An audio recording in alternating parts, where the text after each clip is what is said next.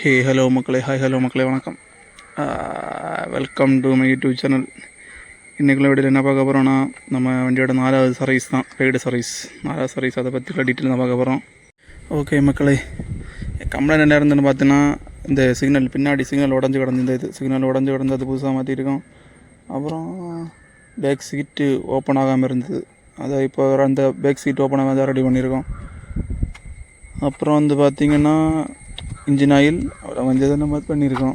பின்ன இது சைடு ஒரு சின்ன ஒரு தட்டு இடிச்சு அது தாடிட்டு இருந்தது, ரெடி பண்ணியிருந்தோம். பின்ன ஸ்டார்டரில் சின்ன ஒரு கம்ப்ளைண்ட் இருந்தது, ஸ்டார்ட் பண்ணும்போது கிரிக்கிட்டுன்னு, அந்த கம்ப்ளைண்ட் அதை ரெடி பண்ணியிருக்கோம். இவ்வளோ தான் இந்த வண்டியில் கம்ப்ளைண்ட்டாக இருந்தது ரெடி பண்ணது. ஓகே, இவ்வளோ ரெடி பண்ணி டோட்டல் பில் அமௌண்ட் எவ்வளோ வந்திருக்கணும் பார்ப்பேன். சின்ன ஒரு வீடியோ தான், பெருசாக பேச விரும்பல. எங்கள் சர்வீஸை பற்றி, பஜாஜ் சர்வீஸை பற்றி தான் தெரியுமே எல்லாருக்கும், அதனால் அதை பற்றி நான் கூடுதல் பேச விரும்பல. சரி, இதை பில் டீட்டெயில் பார்ப்போம். ஓகே, பில் டீட்டெயில் பார்ப்போம். First pad brake rear set. இது நம்ம இது என்னென்னா, நம்ம என்னெல்லாம் ப்ராடக்ட் வாங்கியிருக்கோம், பர்ச்சேசிங் ப்ராடக்ட்டு. இது அந்த லேபர் சார்ஜ் டீட்டெயில் இதை போட்டிருக்கோம் பார்த்தீங்கன்னா, லேபர் சார்ஜ் டீட்டெயிலு. இது charges, spare parts, replacement. Back brake தீர்ந்துன்னு சொன்னானோ, அதனால் பேக்கு பிரேக்கு புதுசாக பிரேக் பேடு புதுசாக மாற்றணும். அதுக்கு எத்தனை போட்டுருக்கோம் செட்டு, 260 ரூபா. அடுத்து ஆயில் ஃபில்ட்ரு, அது 79 ரூபா. ஜிஎஸ்டி இல்லாமல் ஜிஎஸ்டிலாம் போட்டிருக்கானோ, நமக்கு இந்த ஜிஎஸ்டி ஒன்றும் தெரியாதப்பா, அவனாச்சும் பொடியதான் மேலே. அடுத்து ஆயில் பஜாஜ் சிந்தட்டிக் 1.2 லிட்டர், அது 1215.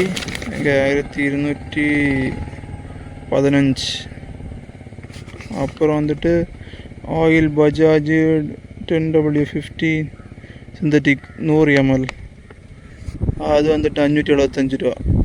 அது என்னன்னு எனக்கே தெரியாது, எல்லாம் ஓட்டுறான பில்லு. அடுத்து இண்டிகேட்டர் அது உடஞ்சிது, கத்தாமல் இல்லை, அது உடஞ்சிது, அதனால் அது மாத்திரம் 576 ரூபா. ஸோ இப்போ 576 ரூபா டோட்டலில் இது மொத்தமாக 2705 ரூபா. லேபர் சார்ஜு என்னது, இது labour for replace parts, replace என்ன ரீப்ளேஸோ, அது பார்ட்ஸ் ரீப்ளேஸ் பண்ணதானே தெரியல. அது ஒரு இண்டிகேட்டர் ரீப்ளேஸ் பண்ணதோ, அது சார்ஜா 147 ரூபா போட்டிருக்கானோ. பெய்டு சர்வீஸ் அதனால் சர்வீஸ் 590 ரூபா. சர்வீஸ் என்ன. அடுத்து செயின் கிளீனிங் அண்ட் லூப்ரிகேஷன், அது ஒரு 147 ரூபா 50 பைசா. வாஷிங் ஒரு 110 ரூபா. அடுத்து பிரேக் ஷூ அது மாற்றினதுக்கு அது 73 ரூபா, அது மாற்றினதுக்கு. அடுத்து டென்டல் சார்ஜ், அந்த சைடு அந்த இன்ஜின் கார்டு உடஞ்சுன்னு சொன்னீங்களா, அதை வச்சு ஆடிட்டு இருந்தில்ல, அதான் சேஞ்ச். அது ட்ரை பண்ணதுக்கு 295 ரூபாயா. இதுக்கு நம்ம ஒரு கடையில் 150 ரூபாய்க்கு 100 ரூபா நான் சும்மா செய்துட்டு சின்ன ஒரு ஸ்க்ரூ இலக்கிட்டு ரெண்டு தட்டு அடித்து வச்சோம். அது அவனுக்கு எத்தோடு வெளில போட்டு. அடுத்து இன்ஜின் ஆயில் ரீப்ளேஸ்மெண்ட், அதுக்கு ஒரு 106 ரூபா. எல்லாம் கூட 1470 ரூபா. இது ஒரு பில்லு மொத்தத்தில் 4000 எங்கே மொத்தம் டோட்டலாக காணല്ലേ, டோட்டல் ரெண்டும் கூட சேர்த்தானா 4176 ரூபா அந்த டோட்டல் பில்லு. இதான் 4வது பெய்டு சர்வீஸ். கம்ப்ளைண்ட் எல்லாம் கொஞ்சம் இருந்தது, அந்த கம்ப்ளைண்ட்டில் ரெடி பண்ணி சிக்னல் மாற்றி இதெல்லாம் கொஞ்சம் ரெடி பண்ணி வச்சுல மொத்தமாக 4176 ரூபா ஆச்சு. இதான் மக்களே. வேறு கம்ப்ளைண்ட்டு பஜாஜ் பொறுத்தளவில் வேறு கம்ப்ளைண்ட்டில் வண்டியோட நல்லா தான் இருக்குது. செயின் க்ளீன் பண்ணி லூப் பண்ணணும்னு சொல்லிச்சுன்னு பண்ணியிருக்கு. பின்ன செயின் ஸ்ப்ராக்கெட் மாட்டணும் என்கிட்ட கேட்டுன்னு, நான் செயின் ஸ்ப்ராக்கெட் மாட்டேன், கிடக்கு செயின் ஸ்ப்ராக்கெட் கொஞ்சம் கூட ஓடும்.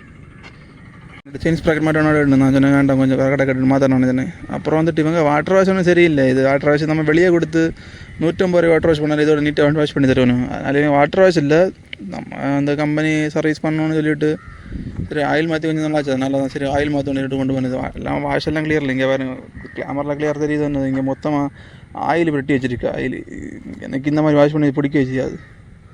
சரி பின்ன சர்வீஸ் பண்ணியதுனால கொடுத்தது உங்கள்கிட்ட. மற்றபடி வேறு குழப்பம் ஒன்றும் இல்லை. வண்டி கொஞ்சம் ஹீட் ஆகிட்டு இருந்தானே, இப்போ அந்த ஹீட்டிங் இஷ்யூ இல்லை, இப்போ கொஞ்சம் கம்மியாச்சு.